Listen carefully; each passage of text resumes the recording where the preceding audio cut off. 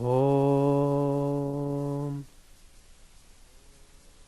Stapakaya cha dharmasya Sarvadharmasvarupine Stapakaya cha dharmasya Sarvadharmasvarupine Avatara Varishtaya Ramakrishna te Namah Asato ma sadgamaya Tamaso ma jyotirgamaya Mrityorma mritangamaya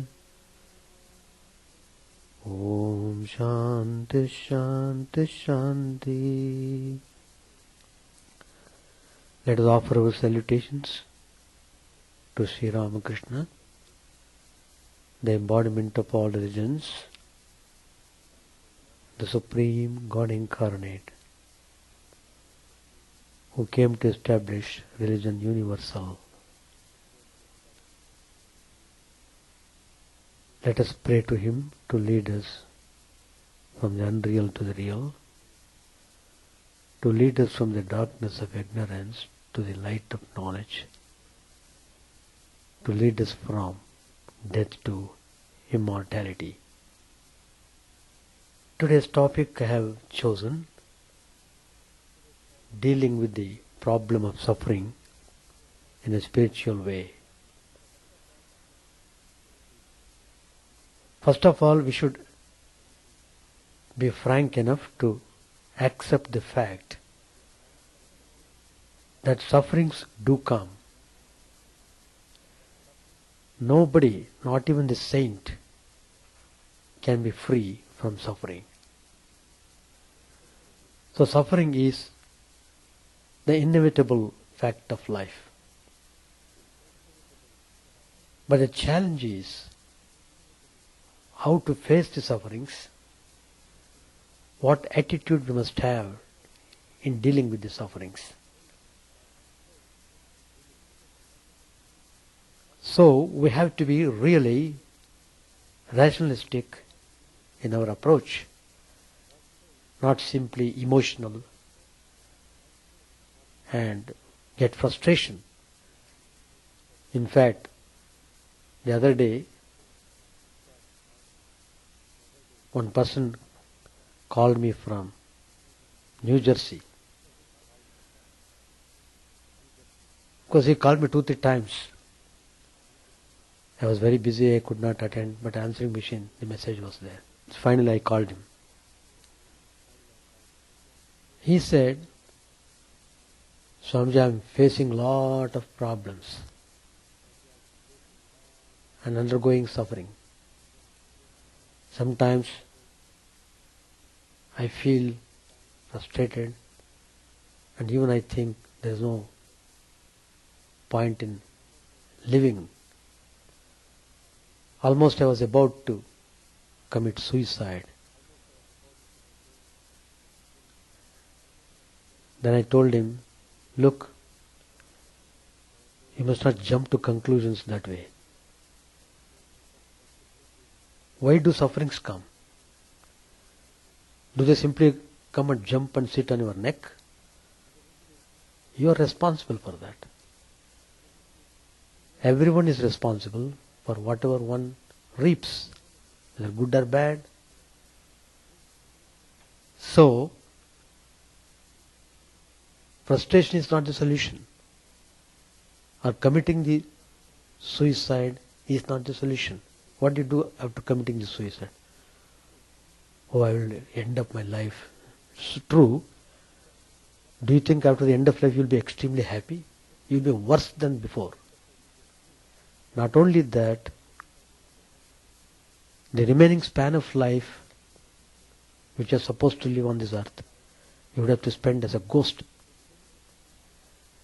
bodiless form. It is simply wandering and wandering.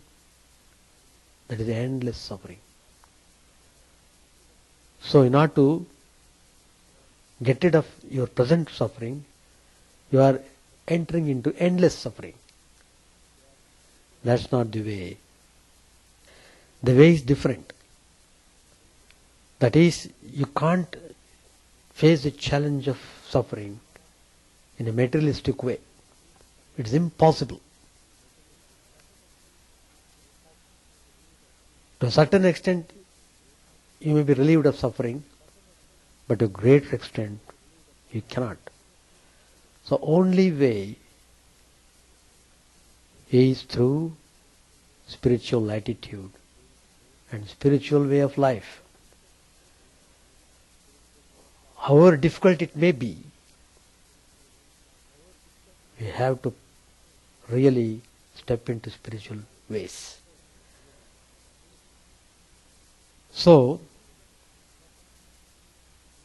but they do come for no reason, not for without reason. They do come not for without reason. They come to teach us a lesson. Please learn the lesson through suffering. You must bear that in mind. Then you will get the power of bearing with suffering. And you will develop courage. And you will become fearless also. So, trials in life come. They come only to go away. They can't stay. But while they stay, they're really challenges. In meeting that challenge, we develop our potential. We develop the powers, we develop the abilities, and we develop the capacities that are hidden within us. All that power that is needed is in everyone's heart. We are not tapping them, so they are left unused. Unused titles, they say in the computer language. They are kept as unused titles.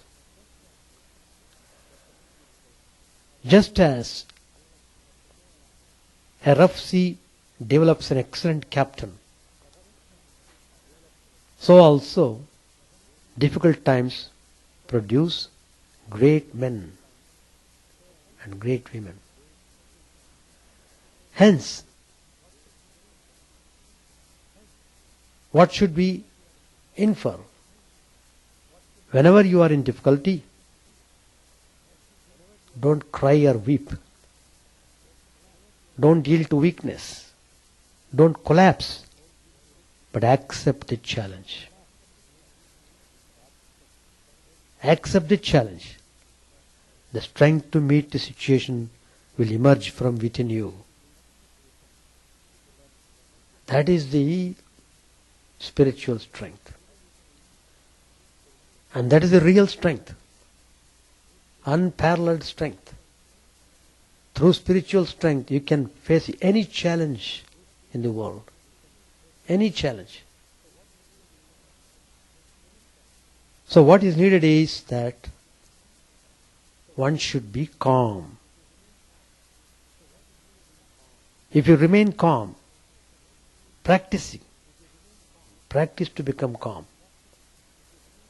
You may say, Swamiji may say very easily, but it's not so in practice. It is true, but practice is the only way. Abhyasa Yoga, Lord Krishna has emphatically said, anything can be achieved through abhyasa. Practice of abhyasa means repeatedly doing it. So, trying to be calm and calm, you will be able to face the challenges, and the force of the disturbance will weaken. Look for solutions and you will find newer and better ways to deal with the difficulty. Persist in applying the solutions and something will surely work out for you. That's the way. That's the way how we should exercise our manliness. Klaibhyam masmagam partha naitatvam yupapadyate kshudram hridaya daurbalyam tekvotishta parantapa. Lord Krishna advises Arjuna, get rid of this unmanliness. Get rid of it. So, you get that something special power springing forth from your heart.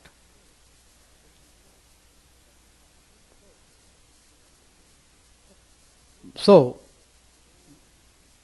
suffering comes because of so many reasons. I should say million reasons are there. Million. That means infinite reasons are there for suffering. If you know that fact, that itself will lessen your suffering. Knowing the fact that so many reasons are there. So when there is no escape from some pain or suffering, we should follow some method to lessen the suffering.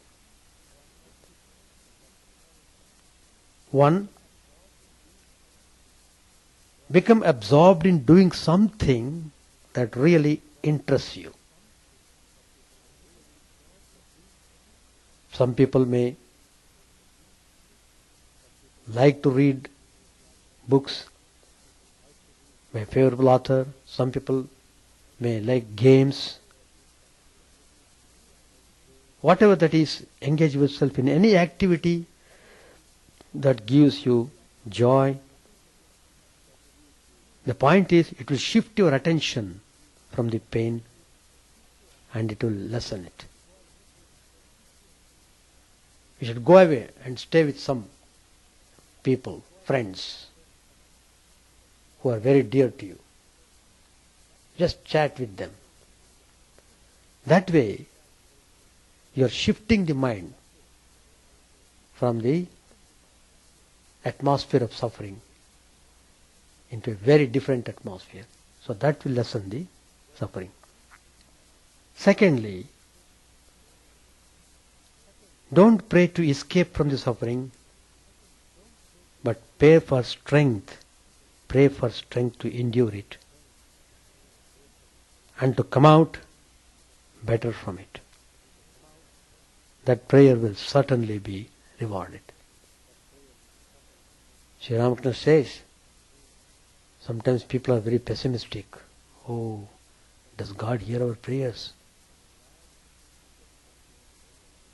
God certainly will not hear your prayers if your prayers are not sincere. But if you are sincere and honest in your prayers, surely it will be heard. Sri Ramakrishna says, even the movement of the ant, you know how ant is very tiny creature.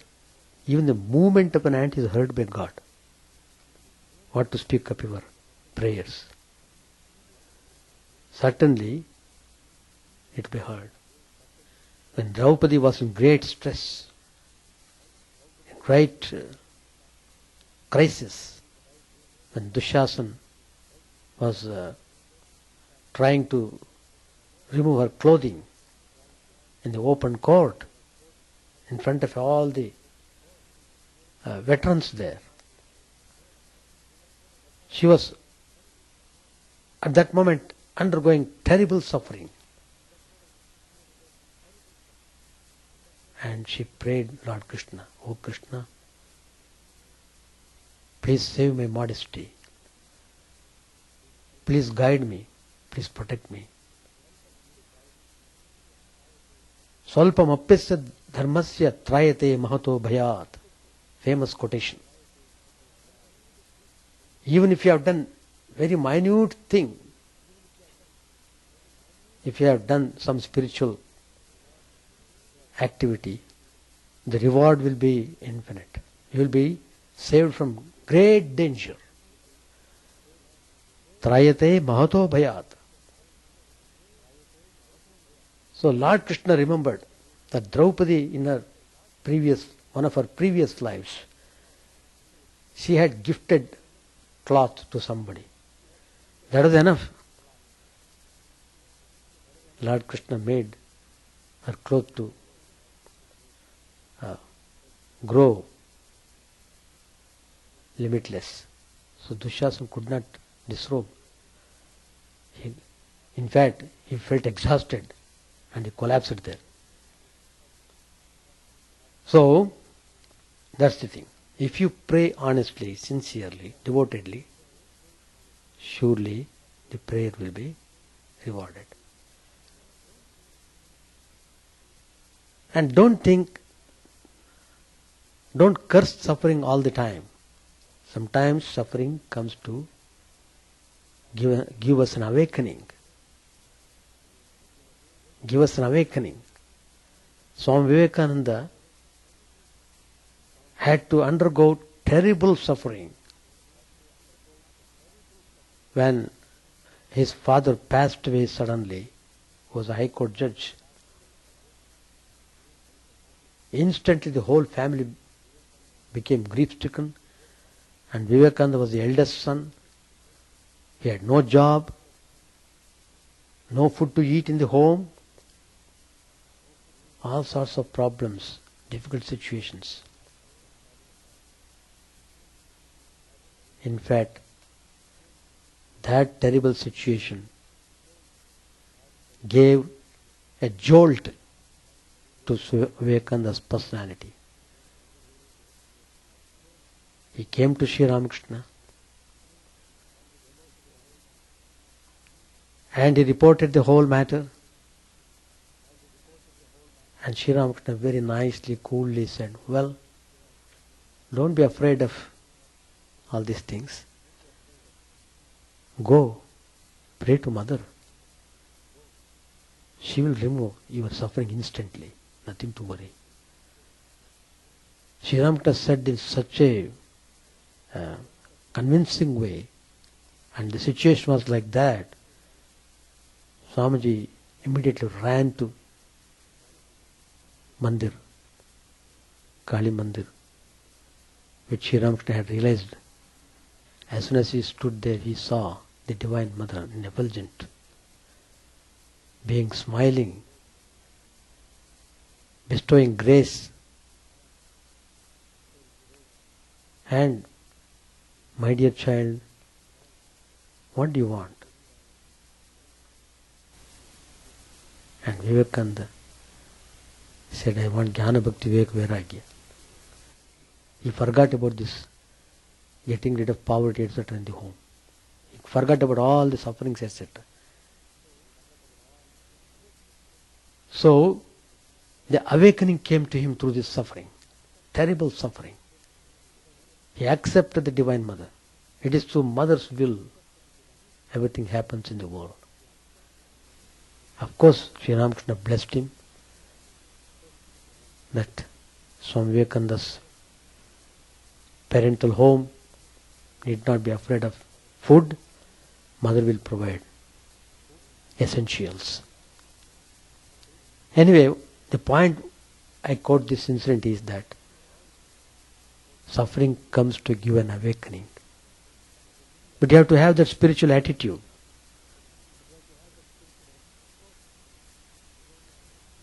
Of course, many opportunities are given to us to turn inward, to turn away from all the mad pursuit of worldly things, to turn, roundabout turn, from materialistic way to spiritual way. Spiritual way does not mean you are running away from the world. You are in the world, but your life pattern changes. Your conducting of life changes. Your attitude and behavior changes. Your relationship with people change. Everything gets transformed in a spiritual way. So,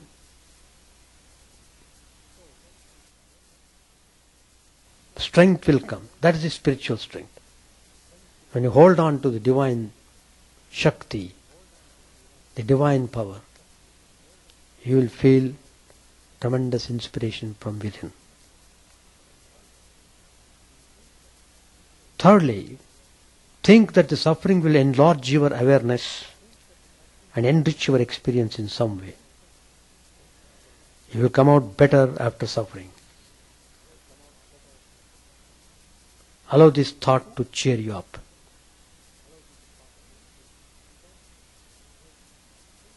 And then think of the pain as cancelling some old debt that you had incurred due to some wrong thought or wrong action done in the past. Feel happy, therefore, that suffering has come to release you from the debt of doing wrong action. Believe that you are much more and other than the suffering that you are experiencing now. The suffering is in an external part of you, and it is not of any great consequence. It will surely disappear in time.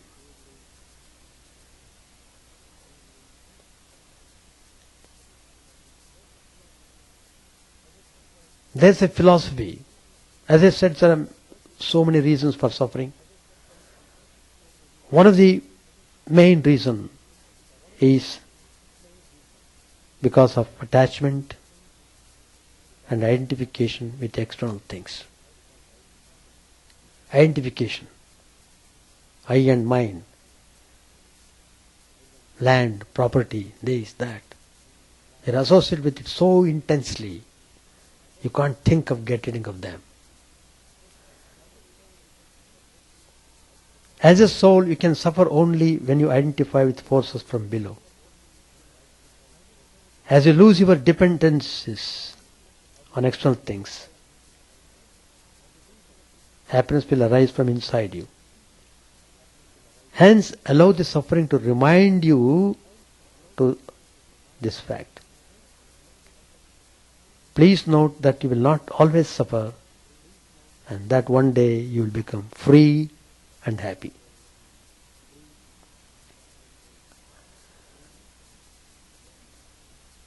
Then,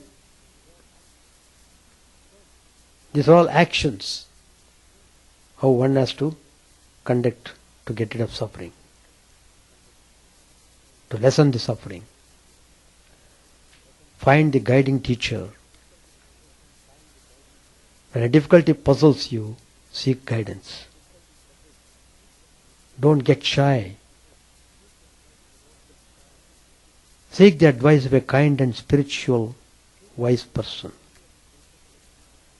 His sincere and sympathetic advice will give you a new light. It will greatly help you in resolving your doubt, difficulty or problem. If you cannot find such a person, read a book of sayings or writings of some great spiritual masters. In a passage here and there you will find the necessary guidance or clue. All the spiritual masters have given tremendous teachings, inspiring teachings. So we must be constantly in touch with these teachings of great masters.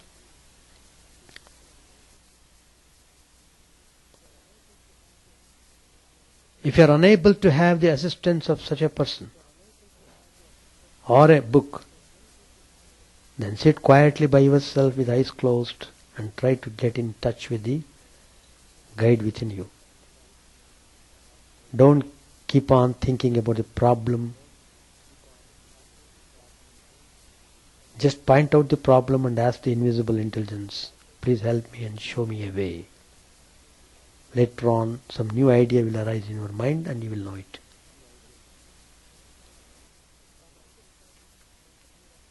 Proper understanding can clear up many of your problems and difficulties. The world is under a natural law which is balanced and in which every action bears its consequence. However, things take time to happen. Hence there is a proper time, place and a sequence for everything. What is happening now bears the consequence of what has been done in the past. Cause and effect. What will happen in future will bear the consequence of what is being done now. If you want to make a better future, you have to use your time and energy to do the right things now. That's the meaning of you are the maker of your own destiny. That's the meaning of you can make happy yourself by living the life in a proper way. Consider your difficulties as tests that are given to prepare you. Use them to develop your capacity and awareness. Your difficulties will develop in you the power that is necessary to overcome all that is weak within and outside you. Look upon everything that happens in the world as serving a purpose. After the purpose is served, it goes away.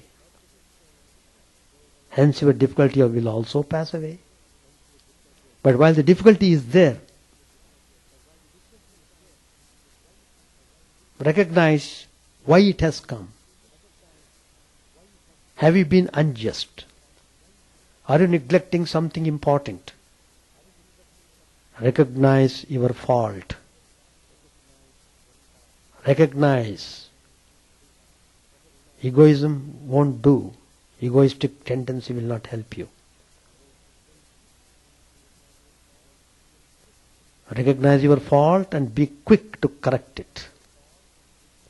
Then your difficulty will pass away quickly.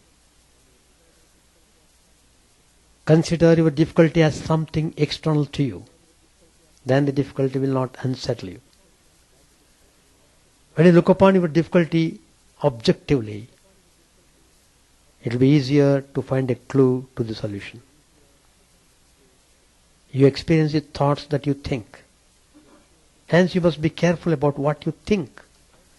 When you think bad thoughts, you become bad. When you think happy thoughts, you become cheerful. Hence seek to dwell on thoughts of courage, kindness, love and fellowship. Don't hold on to the dead thoughts from the past, brooding and brooding and brooding and killing yourself. Brooding of thoughts means you are killing yourself daily, regularly, nicely, steadily. There is a blessing in every difficulty or change. In hopes frustrated, in aging of the body, in the troubles and trials of life, in the works that have not yet succeeded, there is a blessing. Hence, when you experience difficulty, think of the good that can come out of it. It will add enthusiasm and joy to your life. You must always remember, as a human being, you are really something special. Shankaracharya has extolled the human life as the most glorious life given to us by God.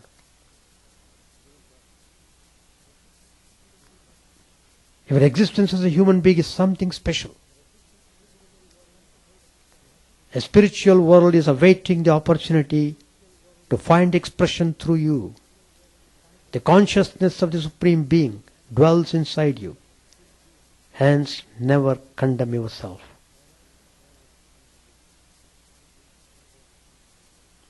Live fearlessly. As a person, you are unique. No two human beings are exactly alike. Your experience, nature, origin, life situation and purpose in life are all unique. You are connected with others such that there is something that only you can fulfill. In this world, there is something that only you can do. Hence, do with enthusiasm what you have come to do and feel supported by the Supreme.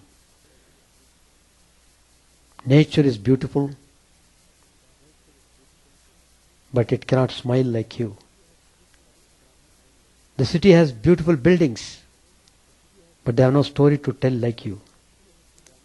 The sun rises punctually to do its duty, but it cannot sympathize with others like you can. It cannot be a little less hot in the summer and a little warmer in the winter. The flowing water gives a soothing feeling, but it cannot be as comforting as you can. Birds fly freely in the sky, but they cannot have the fulfillment that comes with human toil. Be optimistic. When you are optimistic, you can look for an opportunity in every difficulty.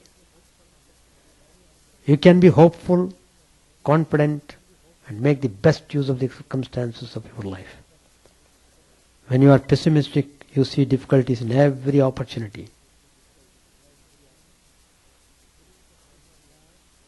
You believe that people are bad and everything is becoming worse. Thus you anticipate and invite frustration and sorrow in your life. Optimism, Atma-Vishwas, Swami Vivekananda used to say very emphatically, Atma-Vishwas. It always softens the blow. The accident is not as terrible as you had feared. The hill is not as steep as you thought before you started the climb.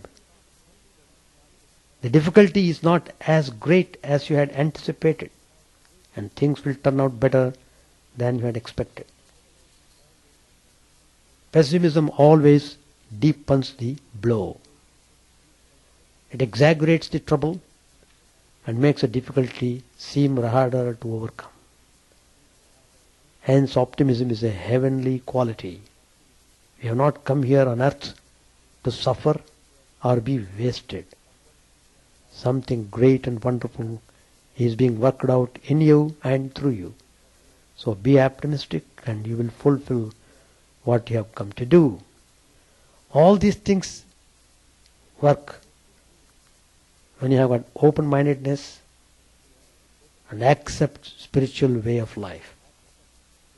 Then only you can overcome all the sufferings. Not by any other means. Other means are all temporary. The real way is spiritual path. The wise person looks for the feedback of his action on his actions.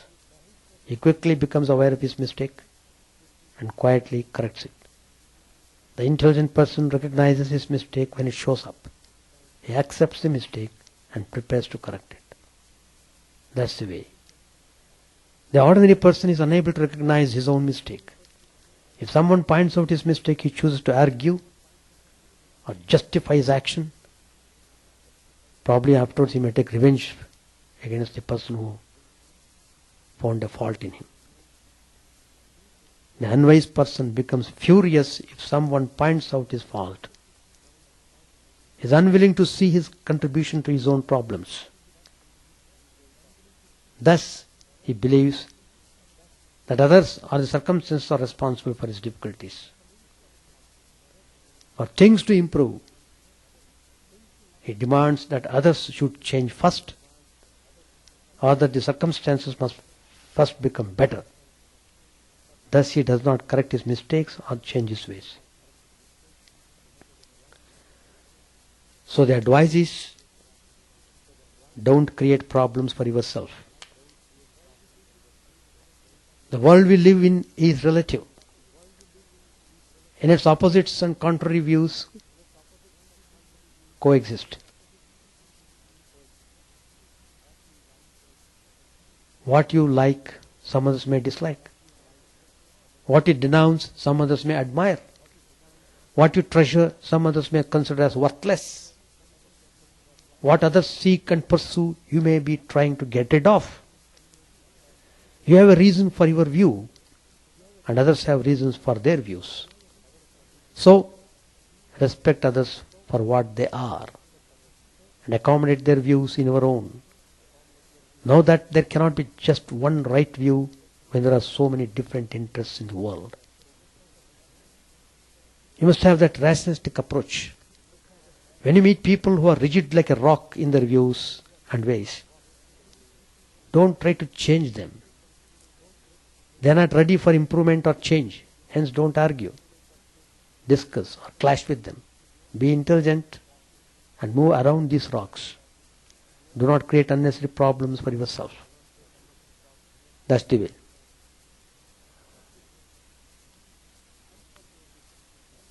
Conform your wishes to reality. Always differentiate between what is under your control and what is outside your control. Nature is governed by laws that you can't change. You must accept this. You would be foolish to wish that your parents or your spouse would live forever. The law of mortality is completely outside your control. Similarly, it is foolish to wish that your boss, relatives or friends be without faults. This is wishing to control things that you cannot truly control. However, it is within your control not to be disappointed by events and not to be swept away by your desires. If you allow your expectations to be reasonable and based on facts, then you will not be frustrated. Sometimes desires cause tremendous suffering. Tremendous. To give one example, Janaki, she just desired to have that golden deer which was moving around the hermitage. She requested Ram, "Oh Ram, I want that golden deer, please. Somehow you must bring it, somehow." Sri Ramchandra warned, "Please don't have that desire. You don't know it is real. Where can you expect the golden deer? Have you found anywhere in the world like that? It may be some devil or some demon in the guise of the deer." No, you are simply kidding me. I want golden deer. Finished. Then whole Ramayana proceeded because of that. Just one mistake.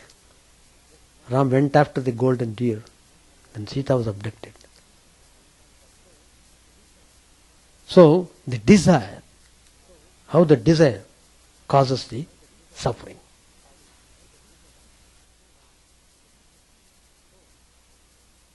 So,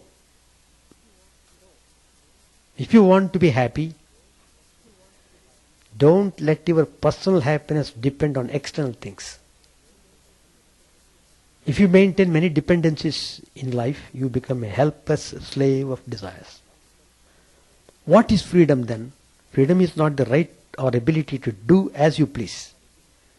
It arises from understanding the limits of your power and the natural limits set in place with a larger order in which you function.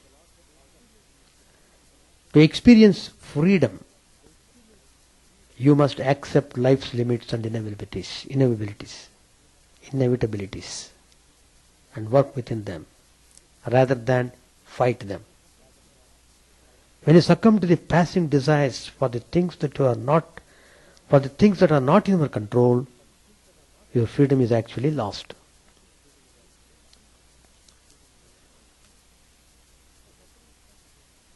So sufferings come, as I said earlier, for many reasons. There are enemies whose job is to create suffering. That is their job. And there are inner enemies. The inner and outer aspects of your life are related. You meet your inner enemies in your outer life. The weakness in your nature shows up as difficulties in our outer life. Hence, when you experience trouble repeatedly, ask, what is this happening to me? Recognize the inner weakness that you need to overcome. Your habits and tendencies are creations of your past. They arise out of how you have thought and acted in the past. These habits decide your subconscious cravings and inclinations. To experience freedom, you have to become free from these impulses. Changing your habits and tendencies means changing the thoughts and desires that motivate you to act. You have to practice replacing the self-centered personal thoughts and tendencies with large-hearted and disinterested thoughts and tendencies. If you keep up this practice for a few years, it will transform you. It will totally change how you think, feel and act. However, the inner changes take time to happen. While the change is going on, you have to be patient, you have to be persistent, and you have to be wise. Without a battle, there can be no hero. You have to be a spiritual soldier and give battle to your inner enemies. With every victory, you will experience greater freedom and you will have made your life more precious to yourself, to others, and to others.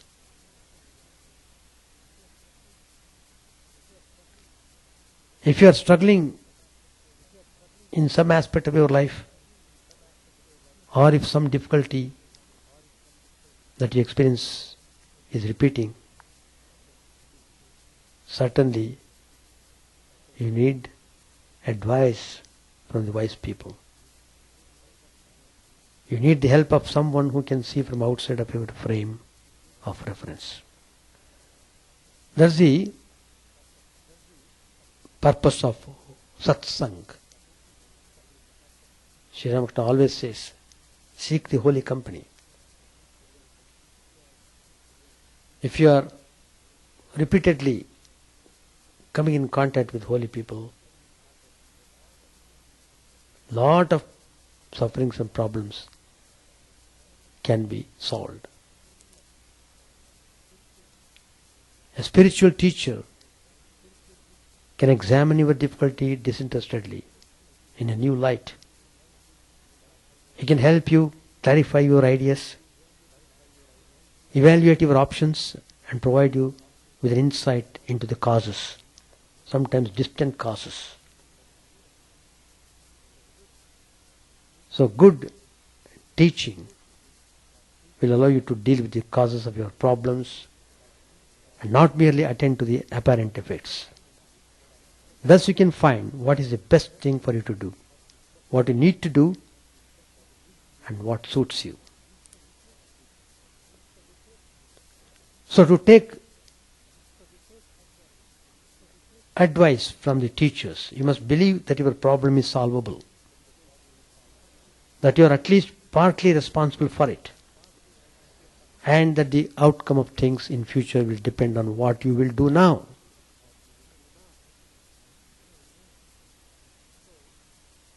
So, we must have spiritual attitude and spiritual way. Then lots of problems and sufferings can be transformed into a peaceful life. Holy Mother used to say, sufferings are blessings in disguise. Sufferings are blessings in disguise. How much Holy Mother herself suffered from the worldly point of view. How could she bear all the sufferings without any grumbling? Because of spirituality. Because of our spiritual life. It is that spiritual life that sustained her through all the difficulties. In fact, her difficulties mounted immensely after the passing away of Sri Ramakrishna. Tremendous suffering. Still, our mother maintained her spiritual level. Purest of the pure. She is the ideal for us. Read her life properly, thoroughly, attentively, devotedly. You will see your suffering is really nothing compared to her suffering. She suffered for the whole humanity. You suffer for your little family.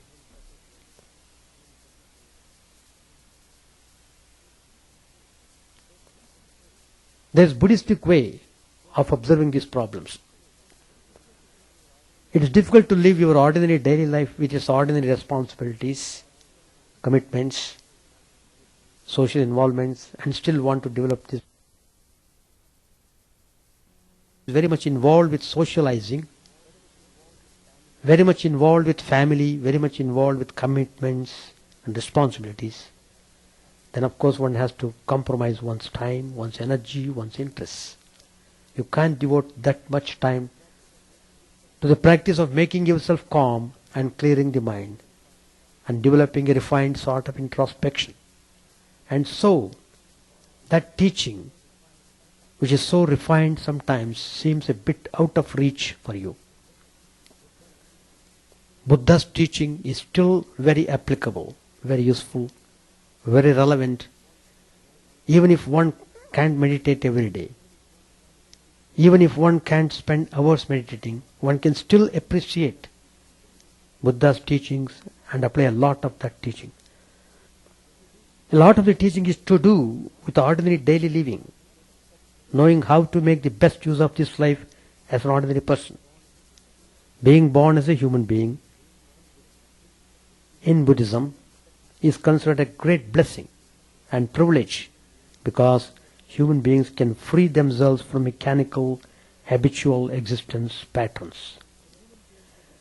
A human being can reflect on the results of living and can choose which direction to go. But one must make that choice. One must take that opportunity to make the choice. That is, one must take an interest in one's life, reflecting on it. So many people want to escape from themselves, and they do all sorts of things to escape from themselves because it is difficult and there are problems. So,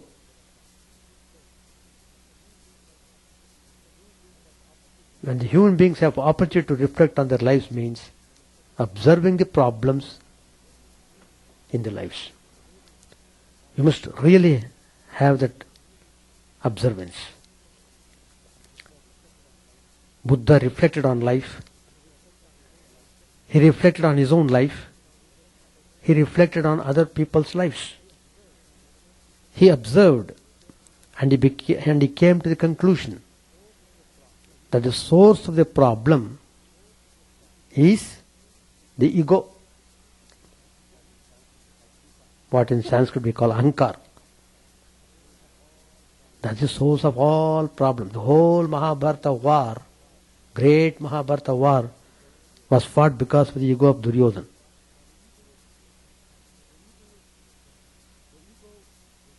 The ego gets in the way. Reflect on this. What is this ego? It is a sense of me. A separation. Me separate from you. And when I am separate, I have my own interest. Desire and aversion only arise from ego, nothing else. Where there is no ego, there is no desire, no aversion. Desire for what? What do we desire? That which gratifies and flatters the ego. We like that, we want that, it makes the ego feel good. I see somebody, they say I am wonderful, so I want to get close to them. What is aversion? That which challenges the ego, threatens the ego, insults the ego, humiliates the ego. The ego doesn't like that, so it reacts with aversion and anger. When Drupad insulted Drona in the court, what kind of friendship you want to invoke? I am the king, you are a beggar.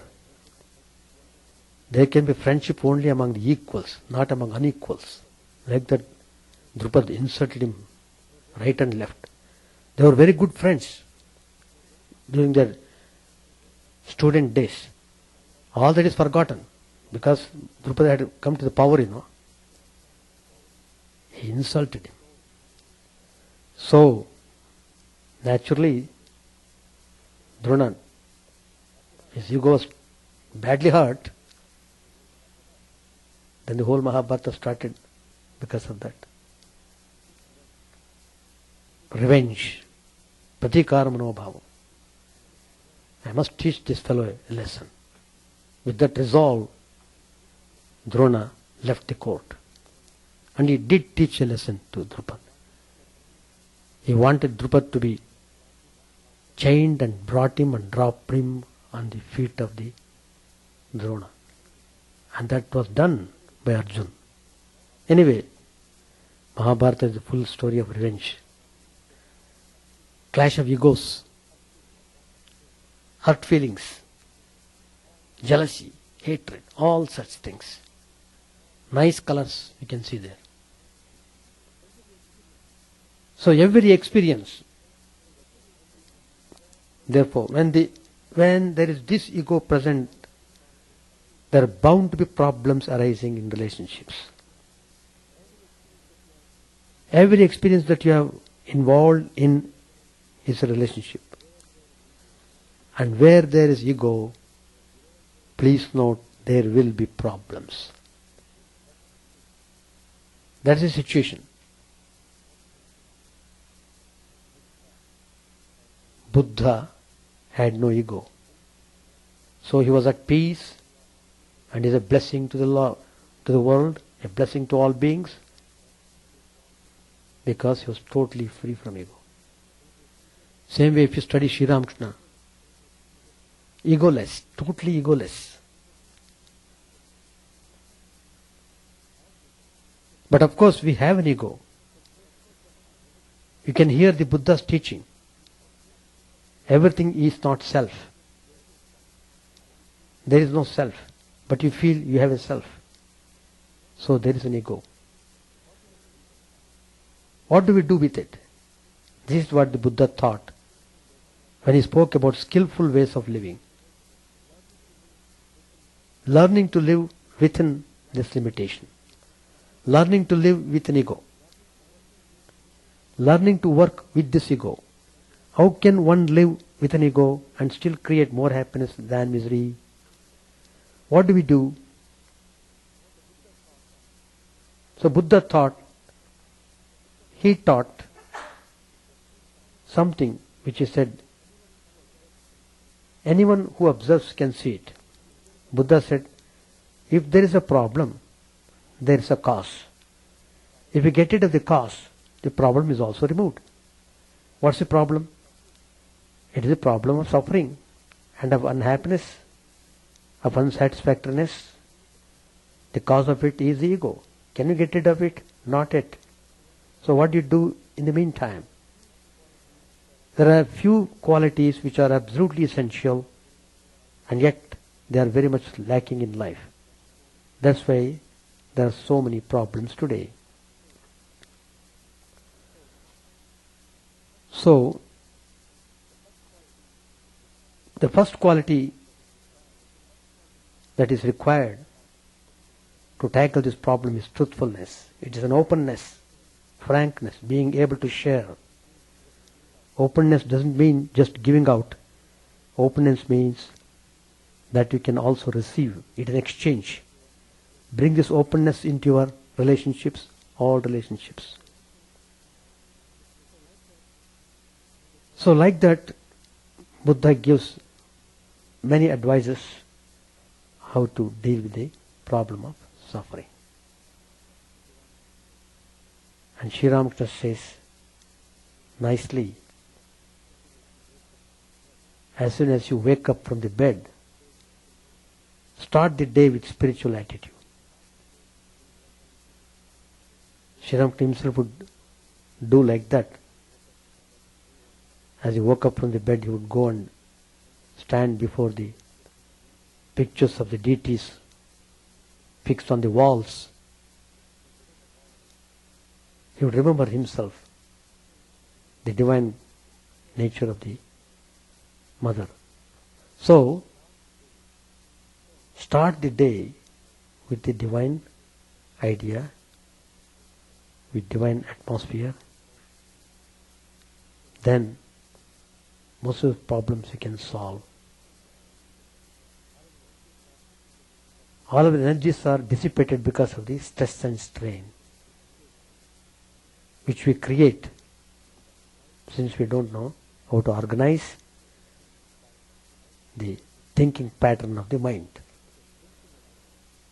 So spiritual life means organizing the mind properly, disciplining it, controlling it, and living a practical spiritual life.